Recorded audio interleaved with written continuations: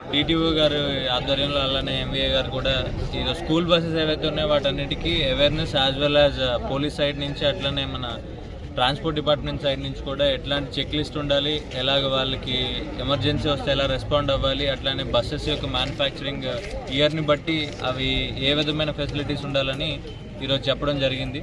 అట్లనే స్కూల్ మేనేజ్మెంట్ని కూడా తీసుకొని వాళ్ళకు కూడా అవేర్నెస్ చేయడం జరిగింది. వీటన్నింటిలో బోత్ ట్రాన్స్పోర్ట్ డిపార్ట్మెంట్ అట్లనే ఎంవీ యాక్ట్ ఏదైతే ఉందో దాని రూల్స్ మెన్షన్ చేస్తూనే అట్లనే బిఎన్ఎస్లో ఉన్న కూడా సెక్షన్స్ని కూడా వాళ్ళకి ఎక్స్ప్లెయిన్ చేసి ర్యాష్ అండ్ నెగ్లిజెంట్ డ్రైవింగ్ చేస్తే ఏ విధమైన కండిషన్స్ వస్తాయి అన్నది కూడా చెప్పడం జరిగింది. అట్లనే పిల్లల యొక్క బాధ్యత అంతా కూడా ఈ డ్రైవర్లు అండ్ స్కూల్ మేనేజ్మెంట్ ఉంటుందని కూడా చెప్పడం జరిగింది. ఇదంతా కూడా వాళ్ళకి క్లియర్గా ఎక్స్ప్లెయిన్ చేసి అట్లనే ఒక చెక్ లిస్ట్ లాంటిది రెడీ చేసుకొని రిజిస్టర్ కూడా రెడీ చేసి పిల్లల యొక్క ప్రాణాలను కాపాడతారని చెప్పి ఈరోజు ఈ ప్రోగ్రామ్ కండక్ట్ చేయడం జరిగింది. అట్లనే దీని తర్వాత నెక్స్ట్ అవేర్నెస్ తర్వాత ఆటోమేటిక్గా సర్ప్రైజ్ ఇన్స్పెక్షన్స్ ఉంటాయి. దాంట్లో ఉన్న వాళ్ళకి కన్సర్న్ సెక్షన్స్ బట్టి ఫైన్స్ వేయడం కూడా జరుగుతుంది. సో అట్లా ఇది ఇక్కడ ఇనిషియేషన్ తీసుకున్నందుకు డిటిఓ గారికి అట్లనే ఎంఏ గారికి I would like to congratulate and thank you.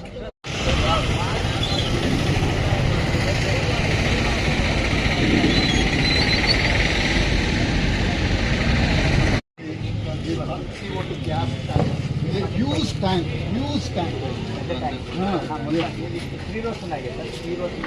3 hours వరకు స్ప్రింకిల్ చేస్తూనే ఉంటాం. అంత హ్యూజ్ ట్యాంక్. దాని తర్వాత డ్రై కార్బోనేట్ డ్రై పౌడర్ అటువైపు ఉంటుంది.